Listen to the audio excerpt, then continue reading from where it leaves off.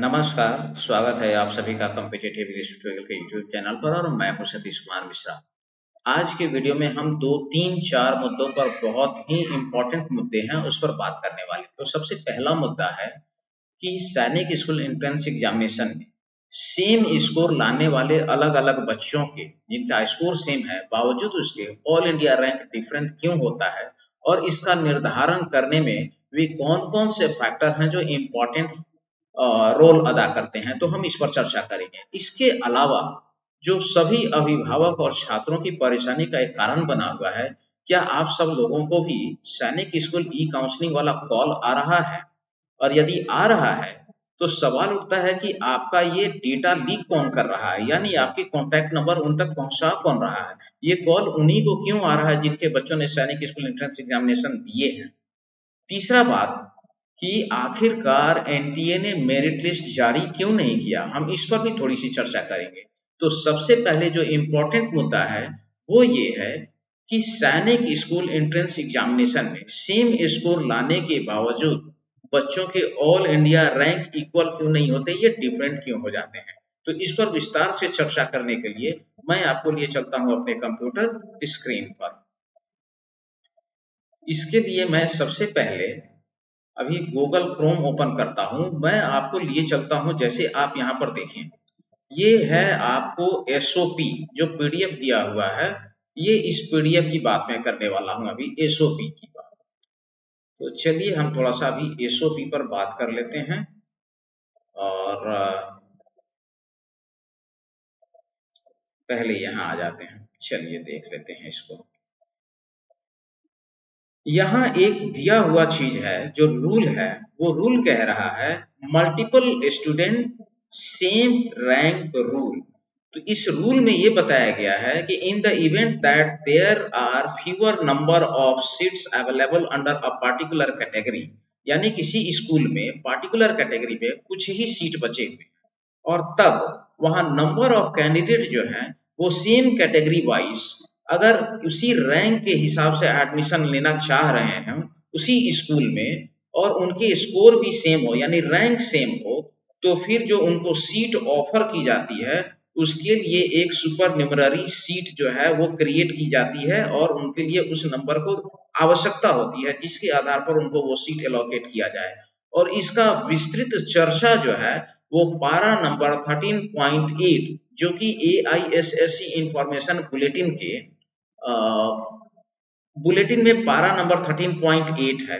तो मैं आपको लेकर के चलता हूं अब इसी चीज को, क्योंकि ये स्कोर सेम होता है और उनका जो रैंक होता है ये डिफरेंट होता है। तो इसका निर्धारण करने के लिए उन्होंने बताया है, जो इंफॉर्मेशन बुलेटिन है एनटीए के साइट पर ही मिल जाएगा, उसमें दिया हुआ है। उसका रीजन है 13.8 पारा नंबर है। उन्होंने बताया है इंटर से merit of candidates in class of A tie.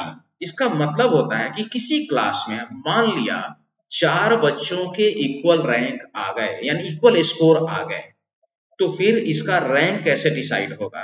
तो यहाँ पर इक्वल करने के लिए 4-5 निर्धारक तत्व दिए गए हैं। उन तत्वों को आपको स्क्रीन पर दिख रहा होगा। इसमें सबसे पहला उसको बोलते हैं टाई ब्रेकर, यानी 4 कैंडिडेट, सीट एक है, मान लीजिए कि एक ही सीट है, एक ही कैटेगरी के 4 स्टूडेंट हैं और उनके स्कोर बराबर हो गए, या 10 स्टूडेंट या 12 स्टूडेंट हो गए, सीट मान लिया कि एक ही है या 3 सीट है या 4 सीट है और कैंडिडेट 16 हो गए, सबके इक्वल स्कोर हैं, तो फिर किसको सीट मिलेगा और किसको नहीं मिलेगा, स्कोर तो इक्वल है। तो यहाँ क्या होता है कि इसमें जो 4 सब्जेक्ट या जितने विषयों की परीक्षा होती है उसमें सबसे पहला टाई ब्रेकर जो माना जाता है कि ठीक है स्कोर तो बराबर है, तो सब्जेक्ट वाइज देखा जाए कि स्कोर किसका ज्यादा है। तो सब्जेक्ट वाइज जिसके मैथ का स्कोर सबसे ज्यादा होगा उसको फर्स्ट प्रायोरिटी दी जाएगी सीट एलोकेशन में, यानी उसको पहले सीट दी जाएगी जिसका मैथ का स्कोर ज्यादा है। अब मान लीजिए कि अगर मैथ में भी स्कोर बराबर हो गया तो तब उसके बाद इंटेलिजेंस यानी रीजनिंग के क्वेश्चन का कंपैरिजन किया जाएगा। तो मैथ का नंबर स्कोर इक्वल होने पर रीजनिंग में जिसका स्कोर ज्यादा होगा उसको फर्स्ट प्रायोरिटी दी जाएगी नामांकन में। अगर मैथ और रीजनिंग दोनों का स्कोर इक्वल हो गया तो तो फिर लैंग्वेज का स्कोर देखा जाएगा, और जो लैंग्वेज होगा उसमें जिसका स्कोर हाईएस्ट होगा उसकी प्रायोरिटी फर्स्ट रहेगी सीट एलोकेशन में। अगर मान लिया कि तीनों विषय का हो गया तब तो फिर जीके के नंबर को टैली करेंगे और जीके में जिसका हाईएस्ट स्कोर होगा उसको।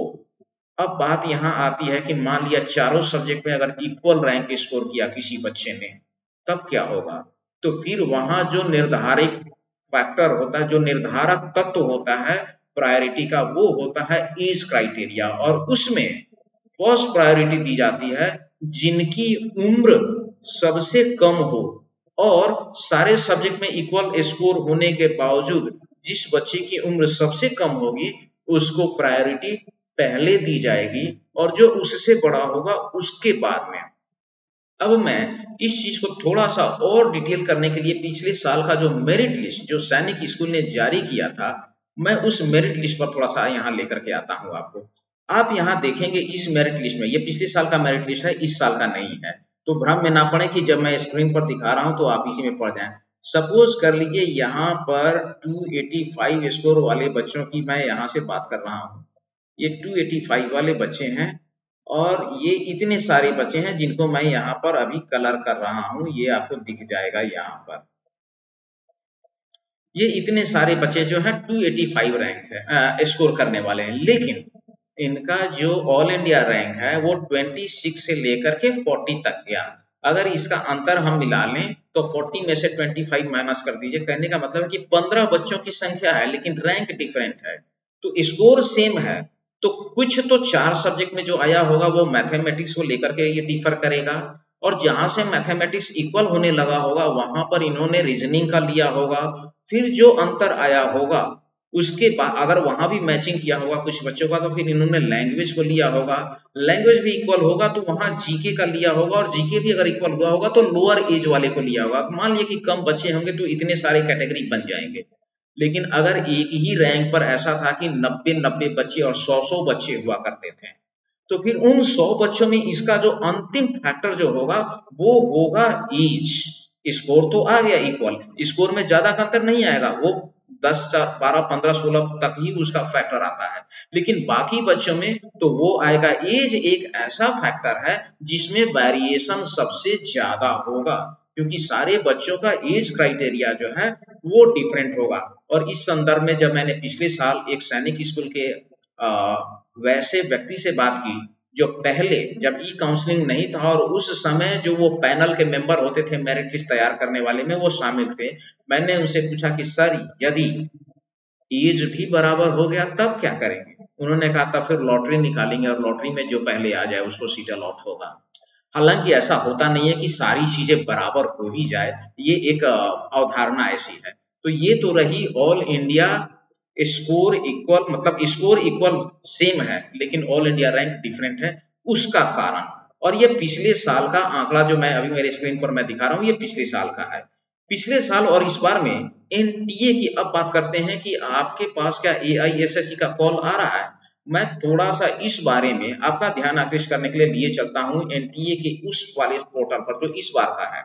अभी तक इनके पोर्टल पर यही सारा चीज चल रहा है, प्रेस रिलीज और वो सारी सूचना नहीं है, लेकिन पिछली बार जो साइट थी वो ये पिछली बार की साइट है, और पिछली बार इन्होंने सूचना कितना बेहतरीन तरीके से डाला था। तो यहाँ देखिए डिक्लेरेशन ऑफ रिजल्ट था, प्रेस रिलीज भी था, इसमें आपको दिख रहा होगा, और प्रेस रिलीज के बाद में डिक्लेरेशन ऑफ फाइनल आंसर की सारी चीजें इस पर रिकॉर्ड दी गई थी। और क्या क्या रिकॉर्ड इन्होंने दिया था मैं जरा सा वो रिकॉर्ड आपको अब दिखाता हूँ। ये तो खैर वो मेरिट लिस्ट हो गई, इतनी सुविधाजनक थी। इन्होंने टोटल ये चीज भी बताई थी SC ST OBC defence serviceman general, इसमें कितने रजिस्टर्ड कैंडिडेट कितने थे, यानी फॉर्म कितने लोगों ने अप्लाई किया था, कितने अपीयर हुए थे और कितने क्वालिफाई हुए थे, और सारा एग्रीगेट दिया गया था। ये अभी भी उस साइट पर पड़ा है।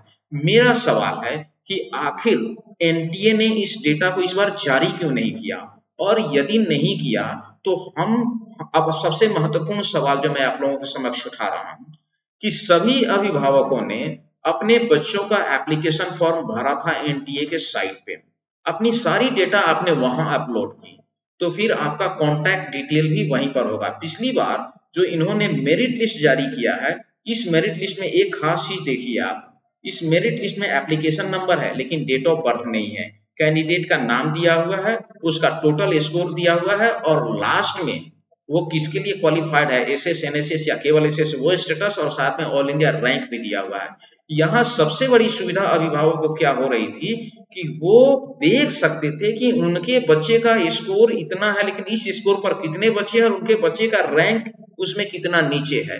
तो एक बहुत बड़ा संतोष मिलता था कि जिस बच्चे का सेम स्कोर पर कहीं नामांकन हो रहा है तो वो ये देख करके संतोष करते थे कि अच्छा चलो इसका रैंक मेरे बेटे से ज्यादा था इसलिए इसका हो गया, मेरा नहीं था। बिल्कुल ट्रांसपेरेंसी थी। इस बार एनटीए ने इस ट्रांसपेरेंसी को बिल्कुल खत्म कर दिया है पूरी गैर जिम्मेदाराना तरीके से। मैं एक चीज और इसमें आपको दिखाने वाला हूं जो आप देखेंगे तो आश्चर्य में पड़ेंगे और मैं वहीं पर अब ध्यान दिलाना चाहता हूं कि वो मैं जो दिखाना चाह रहा हूं दरअसल वो है क्या।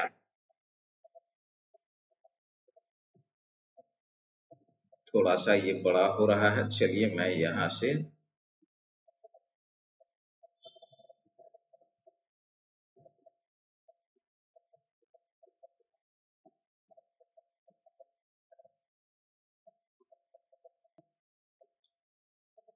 अब ये जो मामला बन रहा है यहाँ पर दरअसल इनका विरोधाभास कहाँ से आ रहा है। आपने खुद ही एक जगह कहा और मैं आप लोगों को बता रहा हूं कि ये अपने ही नियमों का उल्लंघन और दोनों ही के द्वारा इस नियम का उल्लंघन किया जा रहा है। मैं आपको यही चीज दिखाना चाह रहा हूं। सबसे पहले मैं आपको लिए चलता हूं इसके पेज नंबर 6 पर। पेज नंबर 6 पर चलिए। यहाँ इनके इस नियम में ये इन्होंने कहा है कि हम लास्ट में यहाँ पर क्लियर इन्होंने लिखा हुआ है जो यहाँ नियम है अपने ही नियम के, no agency other than AISSE SSC is responsible for seat allocation to the seats at existing and approved new सैनिक स्कूल। क्लियर यहाँ पर इन्होंने कहा। अगले ही पेज में एक और इन्होंने जो क्राइटेरिया अपना क्लॉज लगाया हुआ है उस क्लॉज को ये खुद ही यहाँ पर वायोलेट हो रहे हैं और कर रहे हैं। ये देखिए see the other state, sorry yes sorry यहीं पर है वो रूल। मैं आपको एक मिनट दिखा रहा हूँ।